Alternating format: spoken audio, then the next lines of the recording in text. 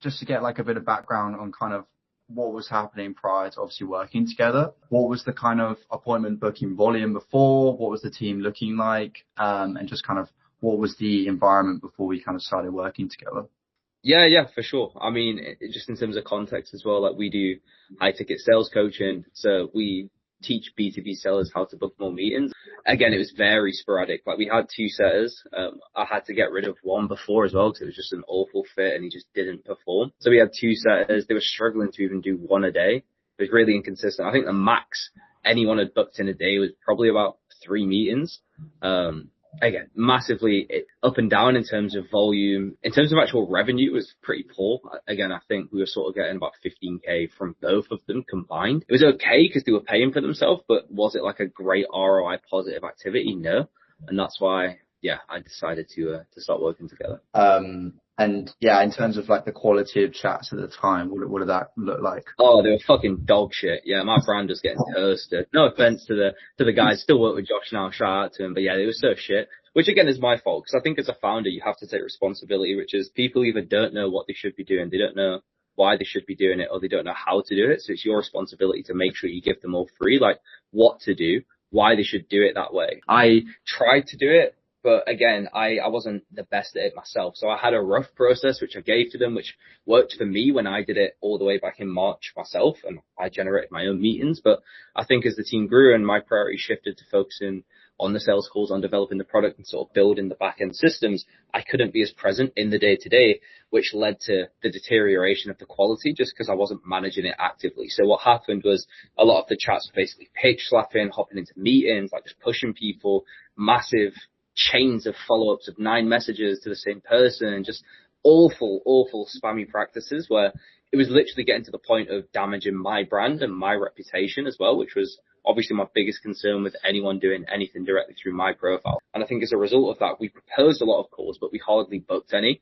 And then the people who did book, again, not that many ended up closing just because the quality was either they got rushed into a call or they sort of got forced into it. So either way, they weren't really closing at the end of it. Yeah, that makes sense. And then in terms of, you said the combined revenue was 30K a month at that time when you had the two. I'd probably say lower. Yeah, way lower. Like they were doing 15 total, like both of them. Together. Yeah, like 15. I think our best was like maybe 20, just above that. Josh was doing really, like, not I say really well. He was doing better than the other. He was probably like a 4x ROI higher. The other was like literally scraping, even being a 2x, where at that point it's not even worth having someone because of just the negative leverage you get from having the wrong sort of person in. So yeah, it was not good. Yeah, makes sense. Makes sense. Yeah. Right, and in terms of like, so we came in, we worked for the past 8 weeks together, and how's the situation looking right now, and how did it contribute to the book? Hey, we got an incredible ROI. It was fucking ridiculous. Like even last month, 41,000 in new ARR generated from just the setter team alone, which was over half of the net new revenue. Our previous best ever month was only 33,000 in net new revenue ARR from that particular offer. And last month we got to 71, with over 41 of it coming directly from the setter team. So our business basically doubled in the space of a month, which was fucking insane to even say. The close rate was ridiculous. Again, out of the 11 who showed from Josh, 7 of them bought, which was 24,000 in revenue from one setter. So he was over a 9x ROI or 8x, ridiculous return. And Harry, in his first ever month, brand new to sales, 18 years old, no experience. You fully retrained him from working in the co-op, like stacking beans and bread on shelves, to being able to book 27 meetings, multiple of them showing, 40% close rate on his who showed. And again, commission only setter. So he was at a ridiculous ROI, like well above 10x. So yeah, the revenue generated was ridiculous. The quality of the chats was so much better, which I think personally reflects in the close rate, being that the people who showed basically all bought because they were pre-sold in the DMs. They already had such conviction, they basically already had a full sales call in the DM. So then when they got on the call with us, it was so easy to convert because they already understood what we did, the pricing, why it's important for them. We got into so much deep pain on what you guys taught them. So yeah, the 8 weeks was insane. The transformation is, as I've said, we've over doubled the business just from implementing what you guys have done with the setter team. Yeah, pretty cool. Sounds good. It's been a journey, I have to admit. It's been good fun though. I've loved it. And then in terms of, obviously you were saying before the biggest day was 3 meetings, booked. Yeah. What's the call volume like now?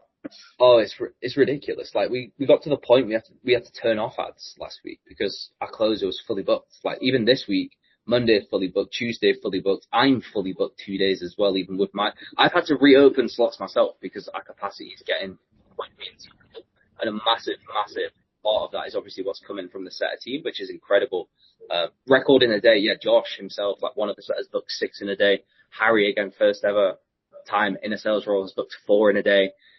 Even Dom, who you guys referred to me, has been able to book 4 in a day, and he's like 10 days into the role, which is fucking ridiculous. So as a whole, like the setter team is really, again, it's our biggest revenue engine in the business now.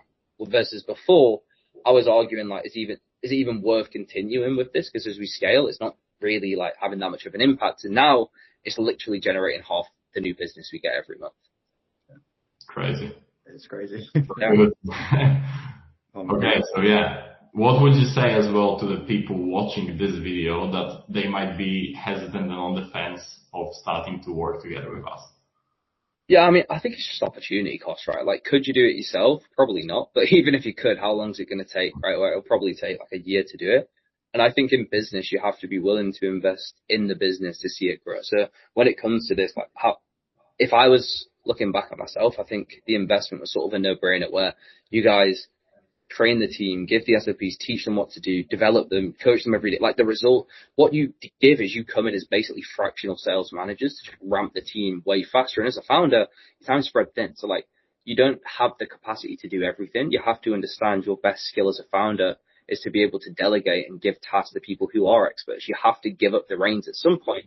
I.e. for me, as much as I love sales, I realized like it's not worth my time spending hours a day training the team. It's like you guys in the first week or so, it was insane. You were with them like literally 4, 5, 6, 8 hours a day, going well above what you needed to do to genuinely make sure they got the results. And I'm genuinely so grateful for that because I think the amount of time you gave them just meant that they retrained so much faster. Like if I could give them an hour a day, it may take 100 days to get them that 100 hours versus you guys gave them that in 4 weeks, which is why they were able to get such a quick turnaround. So yeah, I think if you're on the fence, it's just viewing it as what happens from not doing this? Like, what's the cost of being where you are and being stuck at like where I was, 15, 20K from the team. And even then judging, is it worth to continue this than now doubling our business in a month just through what you guys have been able to implement with the team and more importantly, building the right culture.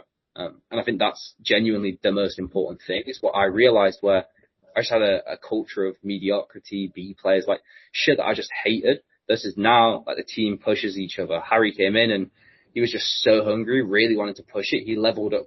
There's a phrase like high tides rise all ships, right? So it's not just the technical stuff you guys give. You give the culture for the team to actually help elevate it to become a real sales process. So yeah, if you're on the fence, like you're going to lose way more from not doing this than investing. There's literally no risk and the upside is just limitless. That's it. Exactly. Was there anything which was unexpected from us that you think? Yeah, the amount of time you guys give. I was like, what the fuck? Like even now, like you still coach and they'd be still breaking. It's insane because most people would come in and they'd be like, oh, let's just give them, like maybe 1 session a week and give them some basic stuff and leave it up to them. You guys were with them every single day. They're probably more loyal to you than me, which is a bit of a, now I'm joking, but like you guys gave them so much, which means that they retrained so quickly because any questions they had, anything they needed, you were all willing to go above and beyond with the amount of time, but also the availability. Like you in those times when we'd hop on like Saturday night and just chat for like 2 hours about everything. And Christoph, again, I know we've had similar. We've just hopped on random times and talked. So I think it's just the actual dedication to the process has been the biggest thing, which I think is hard to come by. There's not many people who understand the importance of service delivery and actually doing right by your clients, but you two clearly understand that, which is why, yeah, John, I'm so grateful for what you've done because the team is in a spot now, which are genuine. When you guys came to me, you were like, oh, we can double the meetings they were booking. I was like, yeah, right. I just didn't even believe it because honestly, I didn't even think it was possible. Like it was a limiting belief that I genuinely thought I'd already maximized most of the team's potential. But then you've come in and completely shifted that paradigm and opened up like a whole. Now we're like, why the fuck can't we do 10 a day? Like the potential is just so big as it was before. So yeah, like that's probably the biggest thing that surprised me. Sweet. That's it. That's all the questions. But yeah, no, Thanks, man. been crazy. Well, final thoughts as well then. Yeah. If I can say any final thoughts, like what I would say is, genuinely, if you're thinking about doing this, I've spent a lot of money on the business, like probably 30,000, 40,000 this year in a mixture of services, people building stuff, coaching, consulting. I've given up equity before, and that didn't work out the best, to be fully transparent, but this is the best ROI investment that I've ever made into the business by far. There's no comparison. So again, I think if you are in that position thinking about doing it, the results are going to be there because you guys are compensated when the team does well. So yeah, if you're thinking about doing it, I would 100% recommend it. And if anyone wants to hear about specifics from me, like just let me know, because I'll be your guys' biggest cheerleader to transform my business. So genuinely, thank you. Sweet. Yeah, it means a lot, man. It does. No, genuinely.